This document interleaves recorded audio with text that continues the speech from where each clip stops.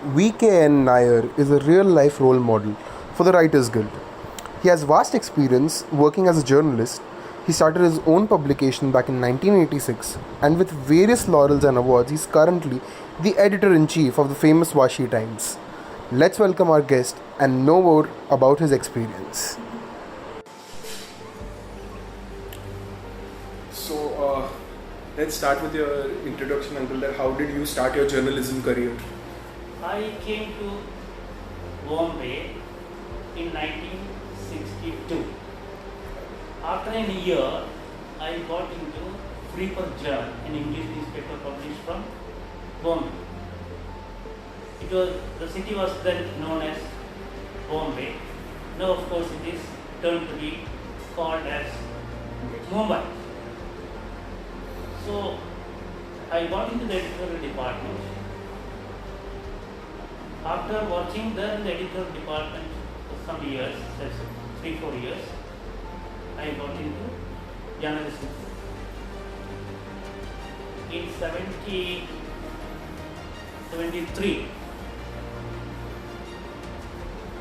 I left Free Press, came to Navi Mumbai,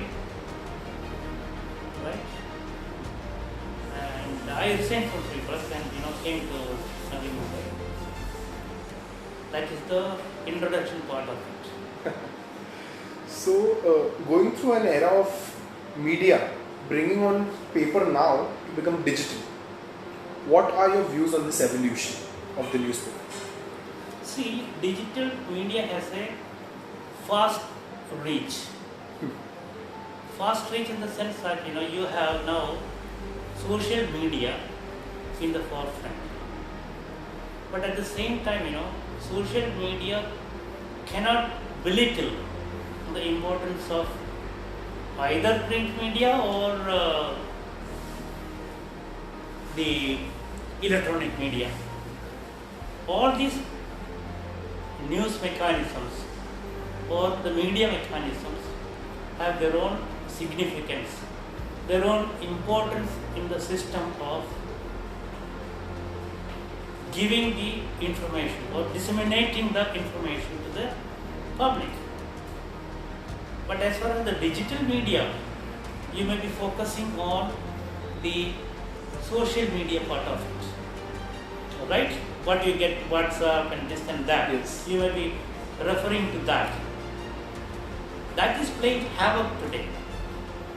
You know that. Because print media, there can be some control to a certain extent. Electronic media, the same principle is applied to the electronic media also. There can be some kind of control, right? We are governed by the Press Council of India Act, whereas the digital media still has to improve a lot as far as giving the information. What they usually do today is either they support a particular cause without having any meaning, without having any basis. They give out all what they want. Sometimes it will be true, sometimes it will be fake. Now, if you give fake information, it will have repercussions in the society. It will be very, very harmful sometimes. So the revolution or evolution is of course good, acceptable, but one has to be very, very careful while dealing with the media, all these segments, whether you talk of print or electronics or digital.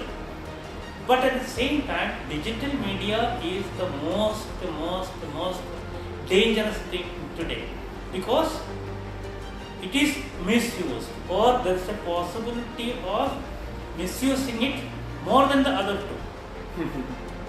Like, I understand, it said that the fake news spreads 6 times faster Yes. than real news. And as More than 6 times. More than 6 times. And digital media, as you said, it has no governing body, Yes. and hence people tend to And misuse. secondly, what happens, digital media can be available to anybody on the street. It needs no space, it needs no time. Whereas the newspaper is concerned, it has got a particular time. Say the electronic media, it has got a specific time. The prime time. Any time, because you cannot see it in the night. Nobody will get up and see it in the night at 2 o'clock or 3 o'clock. But if you have a mobile, somebody sends you a message, you will be tempted to read it even at 2 o'clock or 3 o'clock in the night. So the reach of the digital system, digital media, social media as you call it, is very, very fast, and the control of this is very, very difficult. In India we are experiencing it. In America they have experienced it. All over the world people are experiencing it. But to get rid of it, it is very, very difficult. The user has to be careful. That's all. And 100% of the people using it may not be really interested in what they are reading or interested in what they are giving out. There are mischievous elements. They exploit the situation. They exploit the technology. I totally agree. Yeah. So moving on to our next question. Now growth is very determining factor in any pace while heading one of the leading newspapers. What pitfalls did you come across? See, I, as a matter of fact, had number of pitfalls. I don't call it pitfalls. The ups and downs in running a newspaper. But if you have a commitment, what is a newspaper? Newspaper is a medium for social reformation. Why you call it social reformation? Suppose if I find something is wrong going on, it is my duty as a journalist to bring it out to the public, and through which the agencies, the authorities, the government, right, or the local bodies will come to know about it, and a solution can be possible. That is one of the primary responsibility of a journalist or a newspaper or a television channel. Without having any bias, without having any party leanings, right? I for one believe that a journalist should not have. I may be a party man. I believe in a party, but when I work as a journalist, I should keep away that principle of my party, because I belong to the society. My responsibility is to tell the truth to the public. If it is good, yes, something is happening good. If it is bad, yes, it is bad. And I am not here to have a judgment. I am here to question. If I something wrong, it is for me to question whether it is correct to do the wrong thing. Right? I am not a judge. I will say that there is kachra on the road. I don't say that it is. The people will say that it is wrong. Right? See, there is a kachra that government agencies or civic body, whatever may be the agency, should remove it or should see that it never happens. But I cannot order. I am not a judge. I cannot sit on the judgment. That is one thing. Now, when you talk of pitfalls in any business, this is also a sort of business. We run the newspaper by revenue generated by the advertisement, right? It is not necessary that I get sufficient advertisement revenue to meet my expenses. That's a pitfall. If I don't get it, I cannot stop my paper. If I stop 3 or 4 editions, then the 5th one nobody is going to read, my readership will go down, then my advertisement revenue will go down. So advertisement is the major income for any newspaper, and if it goes down, it is a pitfall. I had faced it. Then if you have a commitment, yes, if you have a hope that it will come all right tomorrow, how you will have a hope? Because if you are sincere in your profession, honest in your approach, then definitely the things will improve. So pitfalls of anywhere you will find. You take any business, you will find. See, that's a nice learning, as you said, and importantly, the part where you mentioned that a journalist's work is to actually provide the information and Yeah. not to take bias and sides. Yeah. That's a nice takeaway I have from here. So, Vashi Times has seen a lot of upskills and downskills, as you said right Yeah. now. So, how did you handle everything coming? Like, it might have been struggling times. And if you could say some. Only hope.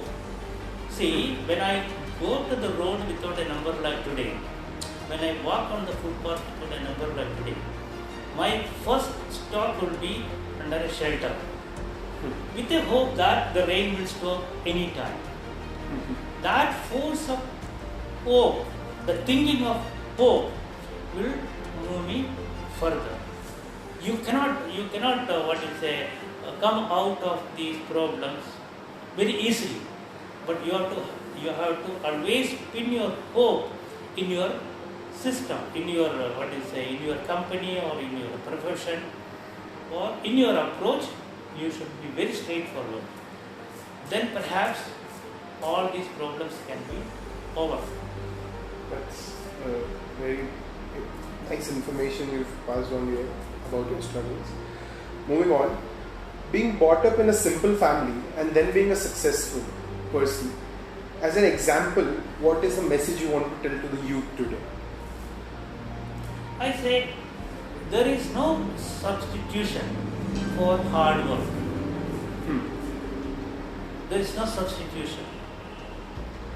In every field, what you select, if you select to be a footballer, if you wish to be a footballer, you are assigned a particular position in the field. Either you may be goalkeeper, you may be a back or center forward, right? When you are selecting a profession or a business or anything, then you are assigned with a particular responsibility. Understand that responsibility fully. If you are selected to be the goalkeeper, you must only think what are the duties and responsibilities and strength of a goalkeeper. What should be the strength of a goalkeeper? Concentrate on that. If you are selecting the medical field, say for example you wish to be a doctor, then there are certain responsibilities. How you will be able to fulfill those responsibilities honestly and sincerely, right?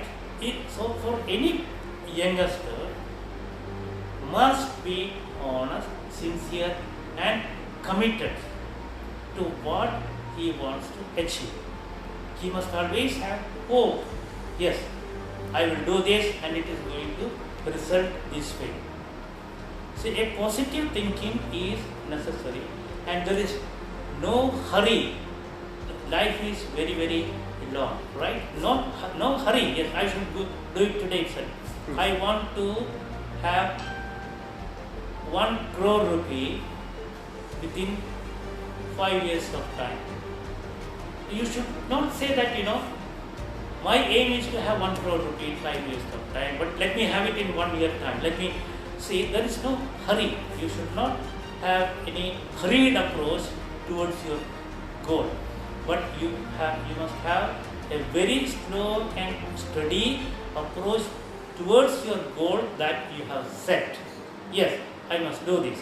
Then go use a path, use a way to reach that goal and try to achieve it. You will be able to achieve it if you are honest, sincere, hardworking and having 100% commitment and faith in yourself. That is very important. Yes, I am capable of doing it. So, just continuing from this question itself, today, back in the day, there were very few fields. Today, the diversity of choosing a career option has increased a lot, and the confusion amongst the youth has also increased because of more options. So, how do you think that one can stream down the career path? Yeah. See, here I have seen decides about the career, about the future of a child in the family? Mostly, if you study the Indian family, you will find that the parents are influencing the decision making capacity of a child. Right from say 8th or 9th standard or 10th standard, the moment he reaches 10th standard, they will send him for tuition, this and that. They want him or her to be either an engineer or a doctor. So that person who is not interested in that will get involved in that thinking. Yes, my parents want me to be a doctor or engineer. So they are putting you in all sorts of pressure. And you end up in what? You end up in choosing a profession in which you are not interested. You are not interested in that. When you are not interested in that, you will have no commitment toward that profession. So, what question you asked me? Just remind me. So the question was that there are so many options in front of us that sometimes the youth is becoming very confused in choosing what career they want. Here, what we can do, or what the government can do, or what the education policy or system can prescribe, right from say 8th standard, or right from 6th standard, you say, going further down, you try to find out to which field a child is fit. Right? Study the child. Say for example, somebody wants to be a military man, somebody wants to be a doctor, somebody wants to be an engineer, somebody wants to be a lawyer, somebody wants to be a scientist. These talents in the child can be identified. It can be identified. There are ways and means by which it can be. After identifying that segment, that child or that segment should be led to that path. Right? And when he reaches or she reaches a level of choosing the career, it will be very easy for them. Otherwise, here what happens, I wanted to be a doctor, but ultimately nothing could be done. Then I landed in as a construction worker, or a supervisor, or a teacher, or a journalist, or the profession which you were not thinking, you will land up in that. That is not correct. Because mainly the confusion is created by the parents. First thing. And over and above the parents, you have a social environment. All professions are, that's not good. That if you are doing a business, he is a businessman. Chota mota business, right? Not big company and all. But if the same fellow doing the business, earning 2 lakh rupees per month, and the other friend of that business fellow earns 50,000 rupees per month by working in a municipal hospital as a doctor, he is more respected. He is more, the society respects him more than the person who gives you the grocery. Right. So the social environment, the peer pressure, the pressure from the parents, And the conflict of interest. and lack of vision on the part of the government in devising the educational system. That is very, very bad. Why a child should go to the school or nursery at the age of 2 or at the age of 3? Your brain gets developed at the age of 6. Send a child to the school at the age of 6. Right? So right from the beginning, right from the day you are born, you are pressurized by all these factors. And when you reach the stage to take a decision, you are confused. That is but natural. That's a very nice advice you have. I think it's the base that is not strong here from the young age. Our approach is wrong. Right. True. So, moving on, that do you think that the importance of newspaper has fallen over time, or is it still dominant? What are your thoughts on this particular? No, see, you are comparing with television, I think. You are comparing No, with electronic with media. digital media, television, newspapers. No, as I started telling you in the beginning itself, all these three or four, whatever it is, Mhm. have their own place, Right. their own place in the system. A newspaper cannot be replaced by digital, your electronic media. An electronic media can never be replaced by Digital. the digital media. All the three will go hand in hand. If digital media fails to give certain things, electronic media will come into focus. They will fill the vacuum. And the print media will play its own role. Nobody is going to lose in the system. Everybody will survive. When this electronic media came, when the computer came, Mhm. people thought print media is gone. Hmm. About 35, 40 years ago, people started talking. No, it is gone. It's the end of the road for print media. But that is not the case. Print media will survive, electronic media will survive, digital media will survive. The only thing, to what extent these three can influence the reader, influence the public Mhm. in forming the opinion, forming the views. And Electronics media can influence the people to form certain views, and digital media can lead or mislead the people and try to form a certain view. And the print media also have the same have the same role to play. everyone has their each role as media consumers. Nobody is going to vanish, or nobody is going to what is it. Now the people will judge. If I read a newspaper and if I find this newspaper is giving all not correct information, is biased, I will not. I will stop reading that. I will switch over to some other newspaper. Okay. And if a particular channel is giving all wrong things, Mhm. I will stop watching it. But it may not happen to 100% of the people. True. Some people will blindly believe what they say. Because the preachers of media.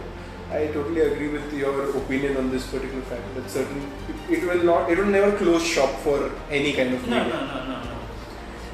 So moving on to the current times, that the media trends what we are seeing recently, there is a lot of current media has a lot of propaganda going on. What are your views on the current media and the information, the disinformation that is being passed? But see, since you have different channels of information,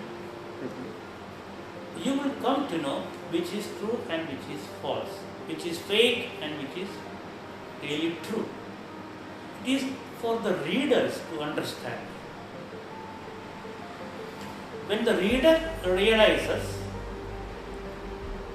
then either the particular newspaper about which you are talking about will have to correct itself or lose its credibility. Right. Now here in India today what is happening is, the media is highly influenced. Highly influenced. By whom? I don't want to say by who. By all these authorities, or to a certain extent authorities, the political parties, the influential people, the influencers, all are trying to influence the media. That is not correct. Now the media houses in India, I have not studied any media houses of foreign countries, but the media houses in India, in which many industrialists are interested or involved by way of shareholding, or by some way they have got some means of influence. They are in a position to influence. And the most important thing here, the political parties should not involve in any country the media, whether it is any media. They should not. The media should be free. Why it is not happening? The media, under the concept of freedom of expression, is going too far. There is no self-restriction. See, as a journalist, what I should have self-restriction. I should say that I should not cross this line. This is my line. I should not cross. But here, you are protected by certain legislations. You try to say that you do whatever you want, and you say that I am protected by this particular law, this particular right. But it's all a facade actually.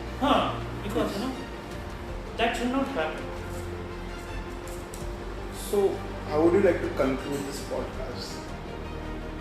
In conclusion, you only want to see, for any profession to be successful, the most important thing is, any profession, the most important thing is, I told you, commitment. That commitment should be backed by honesty, sincerity, hard work. Whether you take the newspaper, whether you take the electronic media, or anything, any profession you take. But when we are talking about the newspaper, I will not restrict myself to that. You try to understand your position. You try to have a commitment to fulfill your responsibility. You be honest, you should be sincere, and you should work very hard. And the moment you feel that, I belong to this party, or I belong to this group, I belong to this and this and this and this, it is wrong. Now, say for example, a government passes a particular legislation.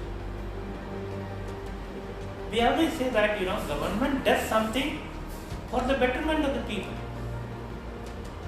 That is what we assume. Every common man assumes it.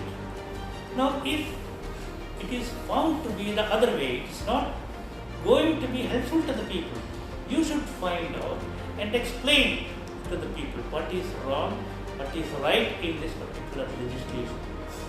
Simply by only finding fault with something, say that it is totally wrong, or simply finding something good in that, say everything is good. No. You are here to assess in totality and tell the people what is what. Like everything has its own pros and cons, and both need to be pointed out. Yes, and you tell the people to decide. This is the plus point here, this is the minus point here. If you do this, it is going to happen this way. By experience, if you do this way, it is going to happen this way. Now you decide what way you want. You cannot tell the people you go for education, you will get it. No. You cannot say that, it is wrong, it is correct. I agree, and this is a great learning lesson that I'm taking from here. Thank you so much, sir. Thank you. Well, that was VK Nair. I'm sure that the conversation with him was very insightful. That's all for this episode.